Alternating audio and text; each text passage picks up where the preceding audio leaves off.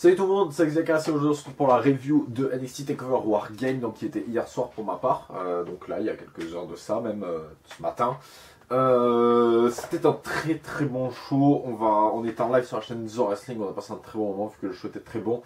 Et on va partir tout de suite pour la review du premier match qui était donc Lars Sullivan contre Kassius Ohno. Lars Sullivan contre Kassius Ohno. Donc, alors le match en soi il n'était pas mauvais, mais il était quand même court. On reste vachement sur notre fin. Il n'y a rien de fou dans le match concrètement. Il y a eu quelques bons enchaînements, mais rien de spécial. Ils ont vraiment montré la force de Lars Sullivan et c'est un peu tout ce qu'il a. Je pense qu'à NXT, c'est pas tellement l'endroit où il a sa place. On dirait le Hayden Reich qui a beaucoup mangé. Du coup, je pense qu'à NXT, ce serait pas mal de lui trouver un partenaire par équipe. Franchement, surtout vu le manque qu'il y a dans la division par équipe. Je pense que ça serait pas mal de faire ça. Mais ils n'ont pas l'air partis pour. Hein. Donc, c'est un peu dommage. Kassius Ohno perd assez facilement le match, je trouve. J'espère qu'ils vont lui faire gagner quelques matchs en weekly. Parce que s'ils veulent se servir de lui pour le faire jobber contre des futurs top stars, il va falloir le crédibiliser un minimum. Et comme ça, je pense qu'il serait bien legit pour affronter le Velvet in Dream. Pour cette fois mettre en avant le Velvet in Dream qui a perdu le match auquel on va passer de suite. Velvet in Dream, c'est la bonne surprise. Patrick Clark, voilà, j'en avais déjà parlé il y a un bon moment, à l'époque où il sortait Tough Enough, où je pensais que ce mec aurait un minimum d'avenir malgré qu'il n'ait pas gagné Tough Enough. Pourquoi? Parce que ce gars s'entraîne quand même avec la Rush. C'est quand même pas négatif, hein. Il y a de plus en plus qui détestent la Rush, mais moi j'aime beaucoup la Rush. Et je pense que le fait qu'il soit entraîné avec lui, ça l'a beaucoup aidé. Et là on l'a vu durant ce match, que c'est pas... Contrairement à ce que beaucoup pensaient, c'est pas Aleister Black qui a porté le match. Il y a vraiment eu deux poids de mesure et les deux ont été présents. Il y a eu de bons spots des deux, pas mal de temps extérieur, on a eu beaucoup de psychologique dans ce match et c'était grave cool. C'était vraiment un très bon match. Enfin très bon, j'exagère, mais un bon match, bien plaisant. Voilà, vraiment le classique du deuxième match d'un takeover sans titre en jeu. Donc très plaisant. Et il faut que ça continue comme ça parce qu'il y a vraiment de bons trucs à faire. On va passer au match suivant, le match pour le titre féminin. Parler de rester sur notre fin pour Lars Sullivan, Kassius Ohno, on y revient pour ce match féminin. Le Fatal 4-Way, donc Peyton Royce, Nikki Cross, Kairi Sane et Ember Moon qui remporte le titre. Donc avec à la fin célébration et arrivée de Asuka pour lui remettre le titre. Donc petit cadeau de Noël. Donc le match en soi il est bon, ouais, ils ont très bien géré la stipulation d'ailleurs, mais il est trop court. Le match est bon mais trop court. En même temps, vu la durée du Wargame match, c'est un peu normal que celui-là était un peu plus court. Mais en soi c'était quand même un bon match, elles ont toutes fait le taf, hein, concrètement, elles ont toutes fait de bons trucs. Le titre est mérité pour Ember Moon, c'est celle qui est là depuis longtemps. Depuis le plus longtemps, même si je crois que Peyton était là avant elle, mais Peyton et Ember Moon c'est incomparable. Et je suis très content que finalement il nous ait pas séparé Billie Kay et Peyton durant ce match. Je suis déçu que Taina Conti n'ait pas intervenu par contre. Mais voilà, c'était quand même un bon match, divertissant, avec un résultat qui ne me déplaît pas du tout. Et j'espère que la suite va s'avérer aussi bonne. À voir pas NXT, parce qu'à NXT du coup ça sera les dark match de ce show. Et du coup, la semaine prochaine, on verra ce que ça donne. On va passer de suite au match pour le titre NXT.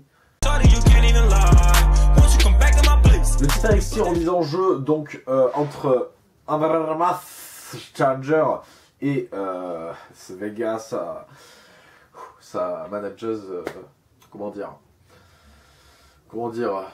étourdissante, et donc Vega, et donc contre Drew McIntyre. Et ben le match il avait de la gueule, hein. Vraiment c'est le meilleur match pour un titre NXT qu'on ait eu depuis le règne de Baylor, et encore pas les Baylor Joe, les Baylor Owens. Et on a eu certes il y a eu le Hideo Itami Bobby Roode qui était bon, mais celui-là est bien meilleur. On a vraiment tout eu, Nearfall folie. Franchement le match j'ai jamais su quand est-ce qu'il allait s'arrêter. Et donc vraiment un bon match. Et surprise, la victoire de Amaranth qui devient le nouveau champion. Alors je pense que ça va continuer entre les deux, parce que je pense que le prochain challenger ça devrait être Adam Cole, et ça m'étonnerait qu'Adam Cole aille taper Amaranth. Et franchement, j'en parlais pendant le live, Andra Almas, c'est exactement ce qu'ils auraient dû faire avec Teddy Ginger. C'est-à-dire que voilà, il était au fond, tout le monde pensait qu'il allait se barrer, qu'ils allaient rien en faire. Et là, il devient champion d'un coup. Déjà Challenger c'est bien, tu vois. Comme Hideo Itami. Déjà Challenger c'est bien. Mais alors, gagner le titre c'est encore mieux. Et avec Teddy Ginger, ils auraient dû faire ça au lieu de le balancer dans le main roster et qu'il ne fasse rien. Et pareil pour Tyler Breeze aussi, pour revenir un peu plus loin dans le temps. Surtout que Tyler Breeze a eu des chances pour le titre, mais ça, c'était quand même, je crois qu'il a jamais eu de 1 contre 1 pour le titre, donc c'est un peu triste. En ce qui concerne le match du coup, donc très bon. La manager ultra investie dans le match, qui allait porter des prises carrément à Drew McIntyre, mais on peut noter surtout l'impact des prises dans ce match qui était exceptionnel. Donc voilà, très bon match, très satisfait, et à voir la suite. Par contre, le règne de Drew McIntyre est vraiment dégueulasse, mais je pense qu'ils vont se faire le yo-yo tous les deux. Donc on verra, et en attendant, on va passer au Wargame match. Le Wargame, donc on va essayer d'expliquer les règles, alors attention. Une cage, 2 rings. Pas de toi sur la cage. Si tu t'enfuis, ton équipe est éliminée. Les membres dans les catcheurs, donc 3 catcheurs arrivent en premier dans le ring, 3 entre guillemets, on va dire capitaines des équipes. En l'occurrence, Roderick Strong, Adam Cole, Eric Young arrivent dans le ring. Les autres sont dans des cages séparément, dans des shark cages, séparément au niveau de l'entrée de l'arène. Ils arrivent, le premier arrive au bout de 5 minutes, le deuxième arrive au bout de 3 minutes après les 5 minutes du premier, donc au bout de 8 minutes. Et l'autre, si je ne me trompe pas, arrive au bout de 2 minutes de plus, donc 10 minutes. Donc ça arrive 2 par 2. On a commencé donc avec les 3 catcheurs que je vous ai dit précédemment. J'essaie d'être clair, hein, désolé, c'est pas facile. Et oui, j'ai oublié de préciser, c'est en une chute. Donc, les deuxièmes à être arrivés, c'était, faut pas que je me trompe. Merde. Auto of Pain? Merde, je me rappelle plus. Ça c'est con ça. Putain merde, je me rappelle plus qui est arrivé. Les derniers c'est Sanity. Les derniers c'est Sanity. Non mais si ça c'est l'Author of Pain. Hein. Ou pas. Ou Bobby Fish et... Merde. Bon bref, je m'en rappelle plus. C'est génial, mais ça reprendra à pas prendre de notes. En plus j'ai même pas Wikipédia sous les yeux, j'ai rien, donc tant pis. Mais bon, en tout cas. Au final, ils se sont tous retrouvés dans le ring, c'est l'essentiel. Et Sanity sont arrivés en dernier, ça je me rappelle, ils ont apporté des objets. Et ça, c'était... Non, c'est... Ok, c'est bon, je me rappelle. C'est... Mais en fait, si je dis des conneries... Bon, si je crois que c'est... Je crois que ouais, c'est une disputée d'Era qui est arrivée en premier. Donc, qui ont fait le taf. Puis après, les Author of Pain. Puis, les 2 membres qui restent de Sanity, Astérix et Obélix, qui ont ramené des objets dans le ring. Table, kendo stick, chaise, poubelle, chaîne... Et je crois que j'ai rien oublié. Mais en tout cas, ça avait de la gueule. Donc c'est un match bien extrême qu'on a rarement à NXT. Ça a explosé de partout. Il y a eu des spots de partout. Superplex du haut de la cage. Poussade du haut de la cage. Powerbomb à travers la table.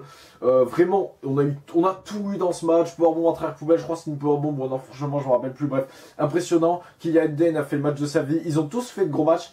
Mais je retiendrai surtout Adam Cole, Killian Dane. Roderick Strong, et c'est vraiment les 3 principaux, tous ont été omniprésents, mais ces 3 là c'est vraiment ceux qui sont ressortis le plus.